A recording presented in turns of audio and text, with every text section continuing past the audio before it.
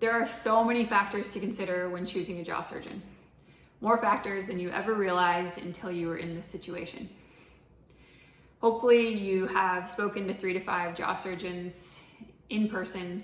You have a good idea of their personality, their philosophy, and what kind of procedures they would do on you.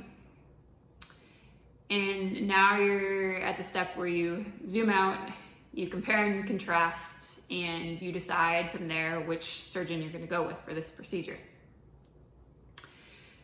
I have seen the outcomes of many jaw surgeons around this country, and I've seen patients who are extremely happy with their outcomes. I've also seen many patients who are unhappy with their outcome. And a lot of times that did actually come down to which jaw surgeon they chose for the procedure, which is why I cannot emphasize enough how important it is to make a very thoughtful, educated, well-informed decision in regards to which surgeon you choose. I have made this list or this video to help you realize which factors in your decision-making process are kind of noise right now and should be weighted less heavily in making your final decision. So I've made this list called Don't Choose a Jaw Surgeon Based on This. The first one is, do not choose a jaw surgeon based on location. I know it's extremely tempting to do this. It's very uncomfortable the first 1 to 2 weeks after surgery. It sounds really nice to be at your house, to not pay extra lodging for you and your caregiver for that 2 weeks. But if you zoom out and you think of making a decision based off of, or a comfort decision based off 1 to 2 weeks after surgery compared to a potentially a better outcome by going with a better surgeon who is not local, it's an obvious decision. Go with the better surgeon regardless of whether they are next to your house or within an hour versus if they're across the country. Because the outcome you have on the other side of this procedure, you will have to live with for the rest of your life. 2 weeks of discomfort and a little bit more money for lodging is not that big of a deal. The next one, do not choose a jaw surgeon based off cost. I know many of you are cringing when I say that because many of the best surgeons are very expensive. But let me talk you through a scenario. You have one surgeon over here who costs less, but based on all the research you've done, is not the best surgeon. You have this other surgeon over here, based on all the research you've done and meeting them in person, you've decided this is actually the better surgeon. They're out of network. They cost much more than this surgeon.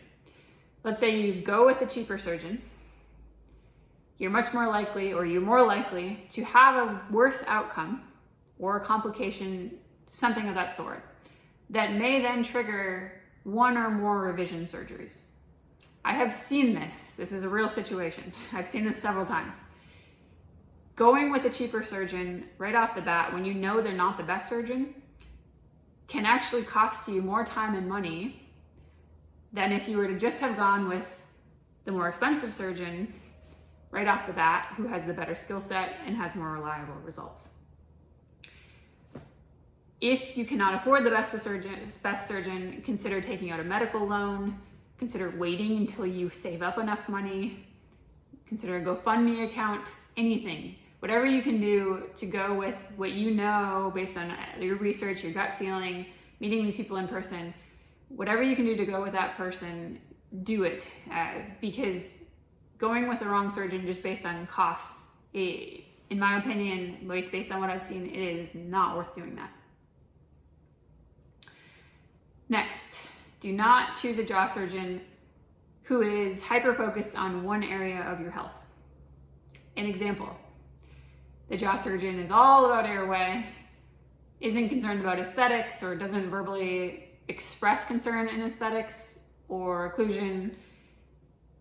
You know, they're telling you, oh, if we max out your airway, like that's what's gonna save your life. And I'm exaggerating, but you understand what I'm saying.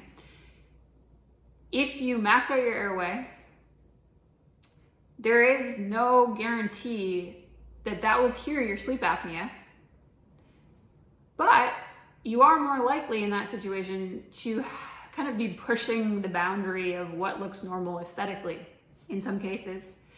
So I present this scenario to you. Would you rather, or would you want to max out your airway, and then at the other side of the surgery, or on the other side of the surgery, you have a really large airway, you still have sleep apnea, and you don't like how you look? Just imagine that. It happens. So find a surgeon who is emphasizing and respecting airway, occlusion, aesthetics, all of these things, and how much all of them actually matter. Do not choose a jaw surgeon based off of the prestigious institution that they are affiliated with. I have seen many people make this mistake. It is a pitfall that it feels counterintuitive at first. But remember, the institution is not performing the surgery on you. The surgeon is. So you need to vet the surgeon. The institution is a side note. Yes, it could be a prestigious institution that has a good reputation, blah, blah, blah. It's the surgeon. The surgeon matters. So do your homework. Make sure that that surgeon has repetitively or consistently produces excellent results. The next, do not choose a jaw surgeon based off of the results that they posted on their Instagram or other social media, or the results that the surgeon posted on their website. This is a very small portion of their best cases. If everyone did this, you would be falling for any surgeon. That's my opinion, at least. I don't think it would be smart to choose your surgeon based off of their best cases that they're choosing. Talk to at least 5 patients of that surgeon to know, to get a better understanding of they're not best cases, like they're subpar cases, like who have they messed up on? Have they messed up on anyone? You want to know what happens when something goes wrong. How does the surgeon respond? That's what matters. So try not to be fooled by Instagram or Facebook or wherever these people are posting their best results. Do not choose a jaw surgeon based on the surgeon's name versus your gut feeling. Let's say you had this idea of what the surgeon is going to be like because they're one of the biggest names in this field, and you know they're well respected. They just have a good reputation. And you go and you meet with them, and you just have this feeling inside that it just didn't feel right. You don't have to have an explanation for it, but listen to it. If it doesn't feel right, listen to your gut rather than being impressed by a name. Do not choose a jaw surgeon based on operative time. You will hear certain surgeons talking about how they perform this procedure in 1 to 2 hours and how it's faster than everyone else. It's not a good thing to wait in making your decision. Let's say you went with a surgeon and the procedure was 3 hours versus 5 hours. I could make a list of pluses and minuses for one of those being better than the other in each case. So, for example, a shorter surgery, you may have less anesthesia in your system, you have less blood loss, etc. If you're going with a surgeon who takes 5 hours, 5 or 6 hours for the procedure, well, they may be rushing less. They may be performing more checks and balances. They may know, even if it's subconscious, they know that they don't have a procedure scheduled right after. So they have an open end of if something goes wrong or they have to troubleshoot something, they have the time to do it in that situation. So if you're choosing between 2 surgeons, one who is excellent and one who is good, don't let operative time sway you, because a difference of 2 hours isn't going to dramatically change the long-term outcome in most scenarios. Also, do not choose a jaw surgeon based on exclusive new technology. I know, well, here's an example. Custom plates. There's a lot of talk about custom plates right now. And it doesn't seem like a logical, highly weighted factor in making this decision. And I say that because different surgeons come to a good outcome in different ways. And some surgeons are better at using custom plates, others are better at bending the plates in the actual procedure. Depends on the surgeon, depends on what their experience is and what they feel most comfortable with in terms of getting to that outcome. So I wouldn't weight that. I would look at the outcome rather than what tool are they using in order to get to that outcome, because it's the long-term outcome that matters.